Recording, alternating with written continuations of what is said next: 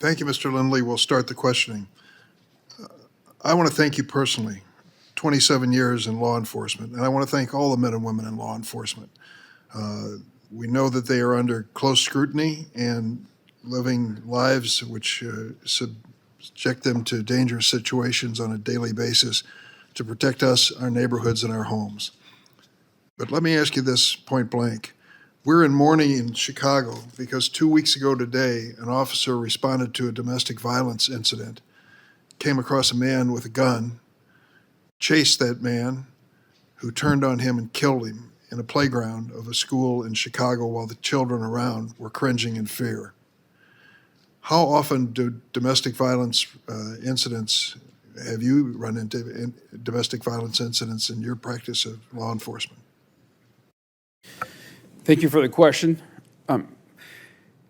Law enforcement is one of the most difficult jobs I think we have in this nation. We ask a lot of our officers day in and day out. And one of the most unpredictable situations that they're called to deal with is domestic violence. They're going into a charged, emotionally charged situation, not knowing what the basis of it is into a situation that may have taken years to come about. Also, you look at the different type of weapons inside the house. You have firearms, you have bats, you have knives, you have frying pans. It is a very difficult situation, and lots of injuries to law enforcement and injuries to the public come about from domestic violence situations. So one of the witnesses here says, well, it's okay, Rahimi, if you accept it, that person would have a gun, they'll probably break some other law that they can be prosecuted. Does the presence of a firearm in a domestic violence dispute make it more dangerous for the police? Absolutely.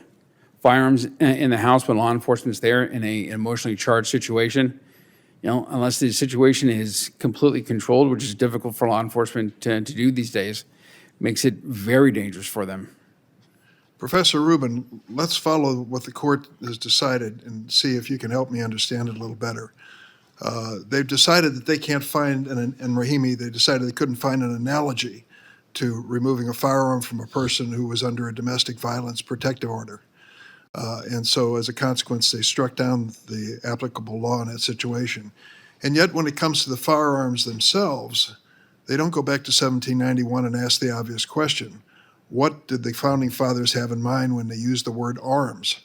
They seem to have expanded to almost anything.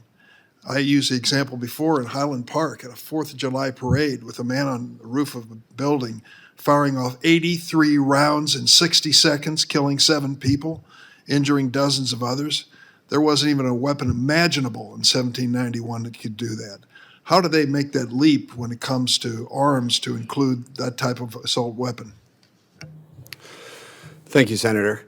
So this is one of the challenges and the questions that comes up after Bruen is how can we make sense of our historical gun laws in light of the vast changes, including gun technology and also in terms of our moral sensibilities. We had a blinkered moral sensibilities when it came to gendered violence back in 1791.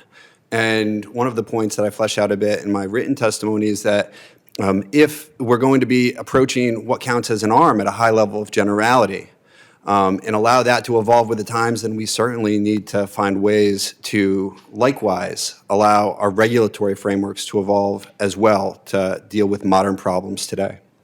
Ms. Glenn, you have a personal experience with this, which is chilling to think what you went through as a victim of domestic violence.